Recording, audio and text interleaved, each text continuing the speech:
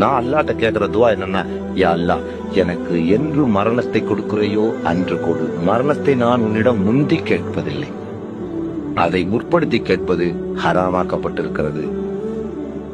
ஆனால் கொடுக்கிற மரணம் ஒரு ஷஹாதத்தை.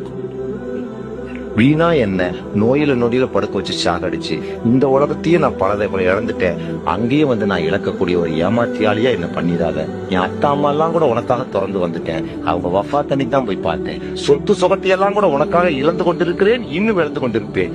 என் இளமையை கூட எனக்காக கழிக்காமல் உனக்காக கழித்து கொண்டிருக்கிறேன். உன்ட்ட நான் கேட்கறது சுகத்தை கொடுன்னு கேட்கல, மாறாக சிரமங்களையே கொடு, சிலுவையே கொடு, சித்திர வதையே கொடு, சிறையே கொடு, தூக்கே கொடு என்று கேட்கிறேன். உன்னிடம் நான் சுகத்தை கேட்கவில்லை.